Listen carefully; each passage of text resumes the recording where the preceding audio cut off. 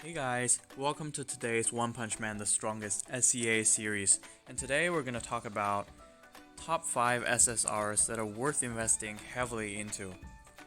So firstly, we're going to start off with an honorable mention, which is Vaccine Man. So Vaccine Man is a must-have for any corrode-based strategy.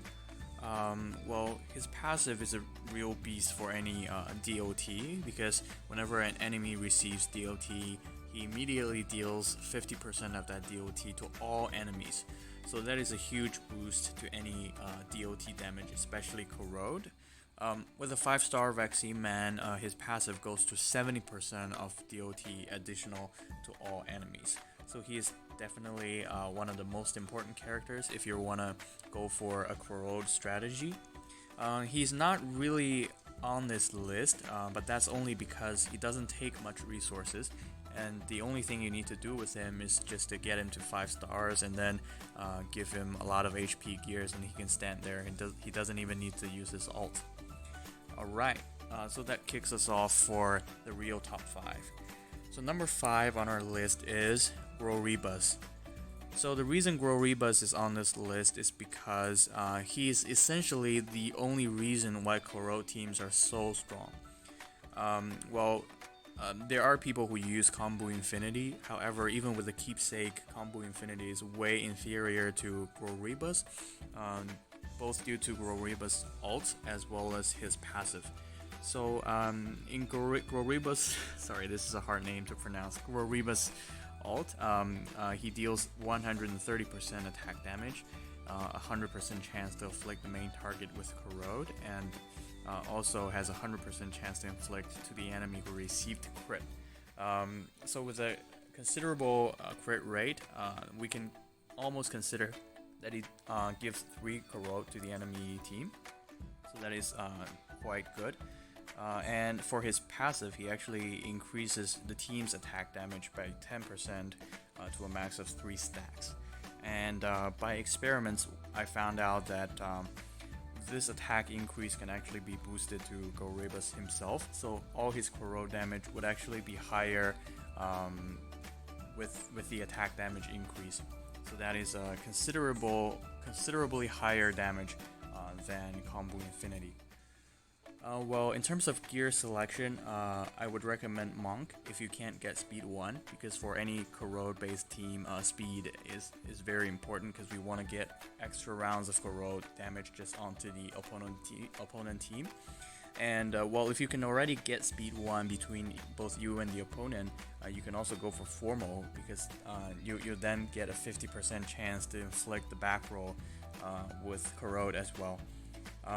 In terms of gears, you would need all attack gears with 1 secondary stat as crit rate and 3 secondary stat as speed. If you're going with Monk, it could potentially go down to 2 secondary stat with speed because Monk already produces a lot of speed for you. So number 4 on our list is Deep Sea King. It's really a shame that I don't yet have Deep Sea King. His core skill is super good with any tank teams. So currently everyone is going with like Child Emperor, but if you want to play tank team, definitely go with a DSK core. On top of that, so let's just take a quick look. So his core skill is that your team's damage reflect will be 30%. So usually if you have a tank team and the enemy's core damager deals damage and he almost has only like half HP left, so that's the scenario there. So it's really good if you don't have good speed gears and you just want to strike second instead of striking first. And another advantage for Deep Sea King is that his damage is related to his HP. So in his ult, he attacks a single target with 3 consecutive strikes for 220% damage and deals 50% of missing HP. So I think any tank who is able to deal damage related to HP is a good one in late game. And on top of that, he is also super tanky because he has a passive that gives him a shield for 3 times per round that is like 10% of his max HP. So he is indeed very tanky. In terms of gear selection for Deep Sea King, we would want to go for a suit for extra survival. or primal for extra damage. This really depends on how your current battles are looking like. And based on his nature of damage being based on HP, you can always go for a battle set or even a sorted set. Just make sure that he is able to survive. Then if he already survives, we consider going for suit or primal. So in terms of stats, we go for all HP gears with 1 secondary stat as speed and then 3 secondary stat as HP bonus. Now the number 3 on our list can be a little controversial, but for me I have Tank Top Master at number 3. Well, do take note that this is for the case that he has his keepsake. Without his keepsake, he probably ranks about 6 to 7, and in my opinion is not really even better than Super Alloy Darkshine. But once with keepsake, 30% of his max HP as shield is way too OP. So if we look at his ult, he deals 150% attack damage and grants tenacity to self and allies in the same role of 20% own HP. And I actually have the keepsake, so with the keepsake, he actually grants 30% tenacity. And since we know that in late game, tanks are just way tankier than any damage character, so this 30% of his max HP is a huge shield, and sometimes he can make sure the enemy doesn't even deal any damage on our core damage dealer. And currently he sits at quite an awkward position because he doesn't really fit within the Child Emperor lineup, as his ult is like, I think it strikes just 2 times, maybe, yeah, I think it's 2 times. And it's very hard to trigger any crit because he doesn't have any crit increase. Like for me, his crit is just 8.5%, and with a Child Emperor core, you can't put him at high speed because that will ruin like all of the rest ults that are gonna come in. But with Zombie Man coming out, Zombie Man core actually grants 2 energy when shield is activated or when injury is activated. So in a Zombie Man lineup, you can always put Tank Top Master as speed 1. This hugely reduces damage taken for the back row. So on top of that, we will get 2 additional energy, so it doesn't really affect our damage characters to go for their ults. However, he is also very controversial. So Tank Top Master is quite weak to extra damage, as his shield can't really block them. And another drawback is that of all the tanks, he's the most energy reliant. He's entirely useless if he doesn't use his ult, which makes it hard for him to coexist with at least King and Flashy Flash. So with King, we do know that his damage is kind of dependent on the number of energy that we have. So let's take a quick look. When taking action, deals 20% attack as extra damage, increases by 20% for every 1 energy that you have. So if Tank Top Master takes 2 damage, that is like 40% less damage for King. So he doesn't really fit well with King. Gear wise, go for a primal if he deals decent amount of damage. That is if you've invested a lot in him. Suit is fine too. But since in most lineups he acts as a supporting character, it's fine to go for a sorted gear. Just make sure you have all HP gears with at least 3 speed as secondary stat so that you can get speed 1. Number 2 on our list is Tatsumaki. So Tatsumaki is by far the highest damage dealer of all characters except King with 6 energies and 5 stars. Well, she does need her keepsake to really unleash the power.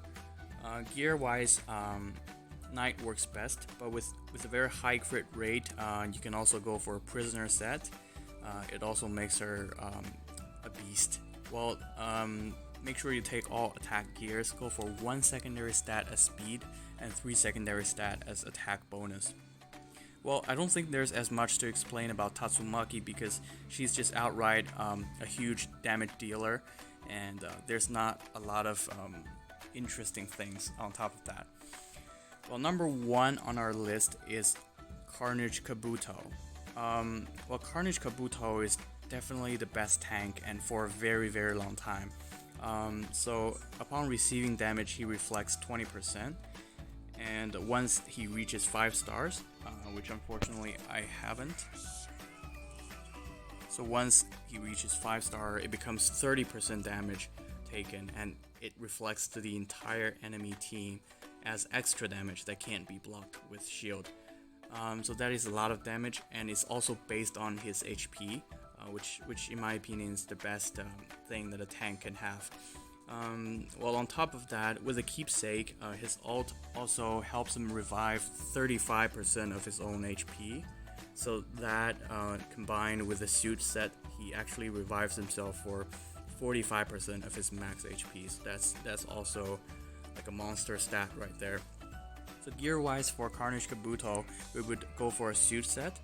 However, just like any tank, make sure that he can survive first. Make sure that he has high HP before trying to go for a suit set.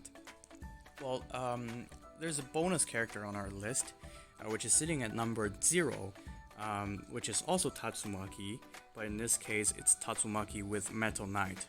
So if we take a quick look at Metal Knight's skill, he actually deals 100% attack damage, but has 50% chance to inflict injury on all the targets for 2 rounds. So that's like 3 expected injuries on the enemy team. And if we look at Tatsumaki's passive skill, she actually gets 30% more crit damage for every injured enemy. Stacks up to 3 stacks, and if you have a 5-star Tatsumaki, that goes up to 40%. So essentially, if you have a Metal Knight, your Tatsumaki's crit damage would increase by 120%. Well, if you think of your crit rate as around 50%, that is like 60% extra attack on top of what she already has. So then combined with a keepsake ult of like 120% damage, that is just a crazy amount of damage. Not even King can compare to that. I think she is the highest damage dealer until Goketsu, if we have Metal Knight. So in terms of gear selection, go for either Knight or Prisoner. But since you have like the injury boost to your crit damage, you can go for 1 secondary stat as speed, 2 secondary stat as crit rate, and 1 secondary stat as attack bonus. So that'll actually offer the most amount of damage for her. Alright, so that's today's list. Well, do take in mind that this list is not to say that all 6 characters you need to invest into, but rather you need to consider the lineups that you're trying to build and trying to find a good collection of characters to put resources into. So that's it for today's video, and leave all your questions and comments in the comment section below and let me know what you want to see next.